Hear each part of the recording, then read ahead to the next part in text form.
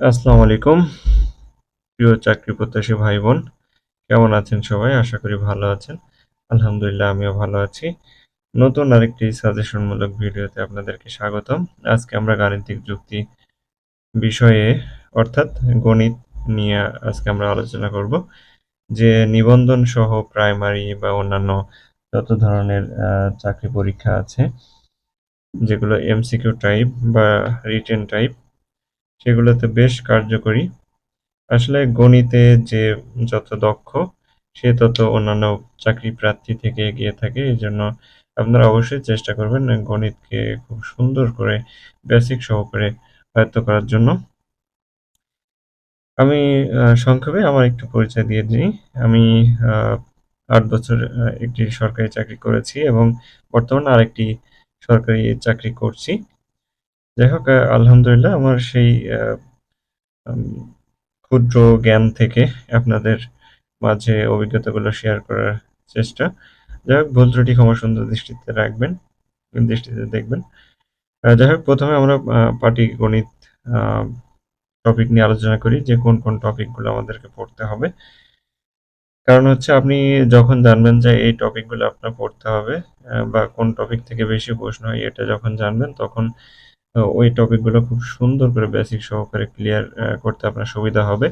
বেশি জানার থেকে কম জেনে সেটা মনে রাখাটা খুবই জরুরি। কারণ আপনি বেশি জানলেন পরীক্ষার হলে কমন বাঁধলো কিন্তু আপনি ওটা আ আউটপুট দিতে পারলেন না বা ওটা করতে পারলেন না। এটা হচ্ছে প্রবলেম। আপনি কম জানেন কিন্তু জিনিসটা খুব সুন্দর করে বেসিক ক্লিয়ার সহ জানলে আপনি ওটা পরীক্ষার হলে যদি অ্যা সঠিক অ্যান্সার করতে পারেন তাহলে কিন্তু অন্যান্য প্রার্থীর থেকে আপনি এগিয়ে থাকলেন। চলুন আমরা শুরু করি।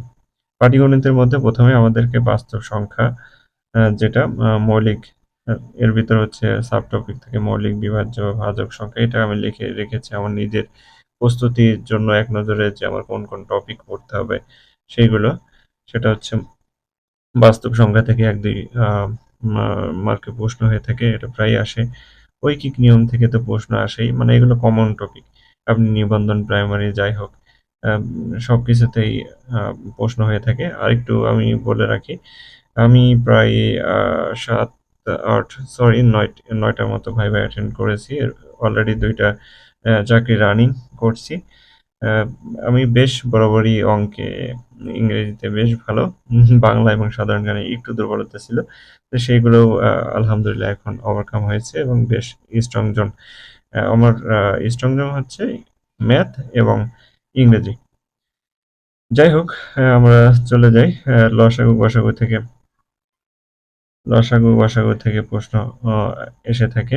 এগুলো কমন টপিক। ভগ্নাংশ খুব একটা আসে না। বর্গ, বর্গমূল থেকে আসে। এরপরে ট্রেন গতিবেগ থেকে আসে, নৌকা স্রোত থেকে আসে। এগুলো কমন টপিক। এগুলো থেকে প্রশ্ন আসে, হ্যাঁ? তারপরে নল চৌবাচ্চা, সময়, কাজ থেকে প্রশ্ন হয়ে থাকে। এই টপিকগুলো আপনাদেরকে অবশ্যই খুব সুন্দর করে শেষ করতে হবে। কারণ আ আমি তো এই যে গত ২০২৬ সালের ৯ জানুয়ারি যে প্রাইমারি পরীক্ষা হয়েছিল সেখানে পাস করেছি আলহামদুলিল্লাহ। ভাইভাও অ্যাটেন্ড করেছি। আ কিন্তু আ ওর থেকে ভালো চাকরি হয় ওইটাতে আর আমার আ যাওয়া হয়নি বা আগ্রহ ছিল না। যাই হোক শিক্ষকতা মহান পেশা। ইনশাআল্লাহ ভবিষ্যতে যদি প্রভাষক সুযোগ পাই ইনশাআল্লাহ শিক্ষকতা পেশায় আ নিজেকে নিয়োজিত করতে চাই এবং শিক্ষকতা পেশা আমার খুবই পছন্দের। এরপরে লাভ ক্ষতি শতকরা থেকে প্রশ্ন আসবে মাস্ট বি এগুলো 3 স্টার। 3 স্টার ৫ স্টার আপনার এগুলোতে আসবে। এগুলো আপনার জানতে হবে। এগুলো না জানলে আপনি লিখিত বা এমসিকিউ বলেন সবখানে পিছিয়ে পড়বেন। এরপরে সুদ কষা থেকে প্রশ্ন হয়। সরল সরল ও যৌগিক মুনাফা, হ্যাঁ? এখান থেকে প্রশ্ন হয়। এটা জানতে হবে বয়স সংক্রান্ত, বাবা-মা, সন্তান সহ যে বয়স সংক্রান্ত প্রশ্ন হয়ে থাকে, ওইখান থেকে প্রশ্ন হয়। এরপরে ক্ষেত্রফল পরিমাপ যেমন ১ মিটার সমান কত ইঞ্চি বা ১ ইঞ্চি সমান আ আ ১ ফুট সমান কত ইঞ্চি বা এরকম প্রশ্ন হয়ে থাকে, হ্যাঁ? হুম, তারপরে ১ হেক্টরে কত মিটার বা কিলোমিটার বা এরকম যে ক্ষেত্রফল বা পরিমাপের প্রশ্নগুলো হয়ে থাকে। তারপরে অনুপাত সমানুপাতের থেকে প্রশ্ন হয়। পাটিগণিত, পাটিগণিতে সরল সরল করার জন্য একটা শর্টকাট সূত্র আছে, সেটা হচ্ছে BODMS, বদমাস। হ্যাঁ, মানে সরল করার ক্ষেত্রে কোনগুলো স্টেপ বাই স্টেপ কিসের পর কি কাজ করতে হয় সেটা এখানে আমি লিখে রেখেছি যাতে পরবর্তীতে মনে হয়। আর অবশ্যই গণিত করার ক্ষেত্রে প্রতিদিন নিয়মিত গণিত প্র্যাকটিস করতে হবে এবং সাথে নোট খাতা রাখতে হবে, সূত্র সম্বলিত নোট খাতা। আস্তে আস্তে আমি কিভাবে নোট করবেন বা কি করবেন ওইগুলো উপস্থাপন করব।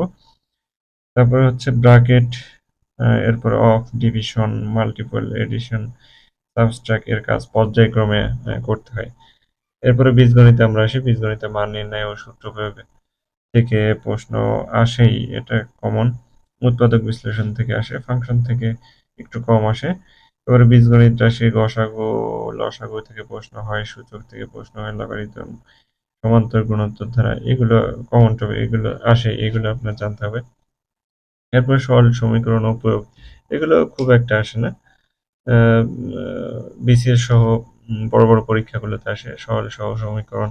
আমি আসলে সব টপিকগুলো এখানে রেখেছি যাতে পরীক্ষার আগে আমার কোন কোন টপিক রিভিশন দিতে হবে সেটার জন্য, আর আপনাদেরকে আহ, মাঝে উপস্থাপন করার জন্য যে এতগুলো টপিক আছে আমাদের অঙ্কের, যে প্রায় বিভিন্ন পরীক্ষায় এসে থাকে এই সব টপিক থেকে। হ্যাঁ, এরপরে বিন্যাস থেকে আসে সমাবেশ, সম্ভাব্যতা, অসমতা। মানে এই যে বিন্যাস, সমাবেশ, সম্ভাব্যতা, এই তিনটা টপিক একটু একটা আরেকটার মধ্যে ঢুকে যায় মানে জগা খিচুড়ি পেকে যায়। হ্যাঁ, যে কোনটা একটু প্যাচ লাগে, যাই হোক এটা একটু ক্লিয়ার করলে বেশ সহজ। আসলে অঙ্ক খুব মজার যদি একটু সুন্দর করে আপনি বেসিক সহকারে বোঝার চেষ্টা করেন। ভয় পেলে চলবে না, ভয়কে জয় করতে হবে। তারপরে রেখা ও কোণ থেকে জ্যামিতি, রেখা কোণ, যে এটা কত ডিগ্রি কোণ, যেমন 90 ডিগ্রি কোণ হলে সমকোণ হয়। হ্যাঁ, তারপরে অনুরূপ কোণ কোনটা, একান্তর কোণ কোনটা, বা স্থূল কোণ কোনটা, এই ধরনের প্রশ্ন হয়। তারপরে ত্রিভুজ থেকে প্রশ্ন হয়, যে সমদ্বিবাহু ত্রিভুজ, সমবাহু ত্রিভুজ। তারপরে চতুর্ভুজ থেকে প্রশ্ন হয়। এগুলো সূত্র জানতে হবে, যে বহুভুজ, বহুভুজ নির্ণয় সূত্র, বহুভুজের বাহুর সংখ্যা, এখান থেকে প্রশ্ন হয়। তারপরে বৃত্তের ক্ষেত্রফল কত, বৃত্তের পরিধি কত, হ্যাঁ, বৃত্তের ব্যাস, বৃত্তের ব্যাসার্ধ, এই ধরনের প্রশ্ন হয় বৃত্ত থেকে। ঘন জ্যামিতি থেকে প্রশ্ন হয়। ঘন জ্যামিতি বলতে আমরা সাধারণত বুঝি ওই যে আহ, আহ, বেড়ার ক্ষেত্রফল নির্ণয় বা পুকুরের ক্ষেত্রফল নির্ণয়। হ্যাঁ, এ ধরনের আসলে ঘন জ্যামিতি, সরি এটা না, ওইটা হচ্ছে পরিমিতি। ঘন জ্যামিতি হচ্ছে ঘনক সাধারণত বোঝাই। হ্যাঁ, ঘনক যেমন উম, ঘনকের ক্ষেত্রফল 6a², ঘনকের কর্ণের দৈর্ঘ্য, এরকম হয়। হ্যাঁ, ঘনবস্তু, ঘনক, এইগুলো বোঝায়। ত্রিকোণমিতির মধ্যে সাইন, কস, ট্যান, কট, সেক, হ্যাঁ, এগুলো আসলে ত্রিকোণমিতির অংশ। আর পরিমিতি তো এটা আগে বললাম, যে বেড়ার ক্ষেত্রফল, পুকুরের ক্ষেত্রফল, এই ধরনের যে বিষয়গুলো থাকে। যেমন মেঝে কার্পেট দিয়ে বিছাতে কয়টা কার্পেট লাগবে, এ ধরনের প্রশ্ন আসে থেকে পরিমিতি। এগুলো রিটার্নের ক্ষেত্রে হচ্ছে পরিমিতিটা বেশ কাজের। এগুলো রিটার্নের ক্ষেত্রে কাজে লাগবে। এরপর আমরা আসি মানসিক দক্ষতা। মানসিক দক্ষতা বিসিএস এর ক্ষেত্রে বা ব্যাংক বা বড় বড় যেগুলো নবম গ্রেড বা কিছু কিছু দশম গ্রেডেও এই প্রশ্নগুলো এসে থাকে এমসিকিউ রিটার্ন, সেগুলো আমি এখানে অ্যাড করেছি। মানসিক দক্ষতার মধ্যে ভাষাগত, যৌক্তিক বিচার, এর ভিতরে যে আপনি যদি ওই যে গাণিতিক যুক্তির যে অংশগুলো আছে, এইগুলোই আসলে সাধারণত এর সাথে কিছু এক্সট্রা বিষয় থাকে, সেগুলো অ্যাড হয়। যেমন সাংকেতিক বিন্যাস, পুনর্বিন্যাস, ভিন্ন শব্দটি শনাক্তকরণ, রক্তের সম্পর্ক নির্ণয়। হ্যাঁ, যে কার মার আম, ভাই বোন, মানে কার ছেলে কি হয়, এই ধরনের আছে রক্তের সম্পর্ক। কে ছোট, লম্বা, খাটো, এগুলো এলোমেলো শব্দকে সাজানো, সাদৃশ্য, বৈসাদৃশ্য, অসম্ভাব্যতা, আবশ্যকতা, বিচারবোধ, শক্তি, অভিজ্ঞান, সিদ্ধান্ত গ্রহণ। এরপরে সংখ্যাগত ক্ষমতা, বিভিন্ন ধরনের সিরিজ, সম্পূর্ণকরণ, চিত্রে যৌক্তিক সংখ্যা বসানো, সংখ্যার উপর বিভিন্ন ধাঁধা, যোগ বিয়োগ, গুণ ভাগ পরিবর্তন, ঘড়ি সমস্যা সংক্রান্ত সমস্যা, পঞ্জিকা ক্যালেন্ডার সংক্রান্ত এই যে এখানে আছে ওই যে আমরা যে গাণিতিক যুক্তিতে যে পাটিগণিতের যে টপিকগুলো পড়েছিলাম, এখানেও সেই মেন্টাল অ্যাবিলিটির সেই টপিকগুলো আসে। নল চৌম্বক, যৌগিক নিয়ম, ট্রেন, শতকরা কাজ, বয়স।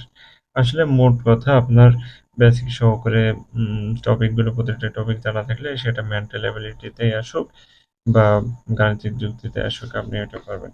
এরপরে স্থানাঙ্ক সম্পর্ক, দিক ও দূরত্ব নির্ণয়, ত্রিভুজ, এখানে ত্রিভুজ, আহ ত্রিভুজ, চতুর্ভুজ ও বর্গ নির্ণয়, আয়না পানিতে প্রতিফলন, যে আয়নার লেখাগুলো থাকে যেমন আহ ধরেন স্কুল লেখাটার আয়নাতে কিরকম প্রতিবিম্ব হবে, কোন অপশনটা হবে, এই ধরনের প্রশ্ন হয়।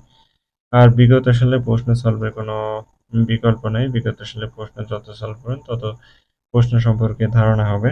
এরপরে ভিন্ন চিত্র বের করা, পরবর্তী চিত্র, অসম্পূর্ণ চিত্র, এরপরে যান্ত্রিক দক্ষতা, লিভার, কপিকল, গিয়ার, হাতুড়ি, স্প্রিং, এগুলো আসলে আমার লেখার উদ্দেশ্যই হচ্ছে আমার টপিকগুলো সম্পর্কে ধারণা রাখা, যে এই টপিকগুলো আমার পড়তে হবে বা জানা উচিত। এলোমেলো অক্ষর দিয়ে শব্দ তৈরি, বাংলা ইংরেজি বানান শুদ্ধিকরণ, সমার্থক, বিপরীত শব্দ, এগুলো হচ্ছে মেন্টাল এবিলিটির ক্ষেত্রে। হ্যাঁ, তারপরে মানসিক দক্ষতার বিবিধ সাধারণ জ্ঞান বিষয়ক সমস্যা, বানর শামুক সমস্যা, তাৎক্ষণিক যাই হোক, এই ছিল আমাদের সম্পূর্ণ গাণিতিক যুক্তির টপিক। আশা করছি ইনশাল্লাহ আপনারা উপকৃত হবেন। একটা ধারণা হলো যে এই টপিক থেকে আমাদের প্রশ্ন হয়। আসলে আপনার টপিক যদি ধারণা না থাকে যে কোন কোন টপিক আমার পড়তে হবে, জানতে হবে, আহ, সেটা ধারণা থাকলে আপনি অনেকের থেকে পিছিয়ে পড়বেন। তাই টপিক অনুযায়ী বেসিক সহকারে অঙ্ক করা উচিত। আপনি যত বেসিক ক্লিয়ার হবে বা ভালো জানবেন বুঝবেন, আপনি তত এগিয়ে থাকবেন অন্যদের থেকে। মোট কথা হচ্ছে ইংরেজি এবং অঙ্ক আপনাকে অবশ্যই দক্ষ হতে হবে, না হলে চাকরি পরীক্ষায় আপনি পিছিয়ে পড়বেন। সকলকে অসংখ্য ধন্যবাদ। ভিডিওটি ভালো লাগলে অবশ্যই লাইক, কমেন্ট, শেয়ার বা ফলো দিয়ে সাথেই থাকবেন এবং আগামীতে এ ধরনের ভিডিও আপনাদের মাঝে উপস্থাপন করার চেষ্টা করব। আর ভুল ত্রুটি অবশ্যই ক্ষমা সুন্দর দৃষ্টিতে দেখবেন, কারণ মানুষ ভুলের ঊর্ধ্বে নয়, মানুষ মাত্রই ভুল করবে। আর অবশ্যই বারবার প্র্যাকটিস করতে হবে। অঙ্ক প্র্যাকটিসের কোনো বিকল্প নাই। অঙ্ক করার সবথেকে সুন্দর সময় হচ্ছে ভোর। আপনি ঘুম থেকে ওঠার পরে অঙ্ক করবেন। অঙ্ক করলে তখন মাথায় ব্রেনে খুব ভালো কাজ করে এবং ব্রেন শার্প থাকে। অঙ্ক, ইংরেজি সকাল টাইমটা নিতে পারেন। আমি এটাই করতাম। যাই হোক, আগামীতে আরো সাজেশনমূলক ভিডিও নিয়ে উপস্থাপন হব। ততক্ষণ পর্যন্ত সকলে ভালো থাকেন, সুস্থ থাকুন।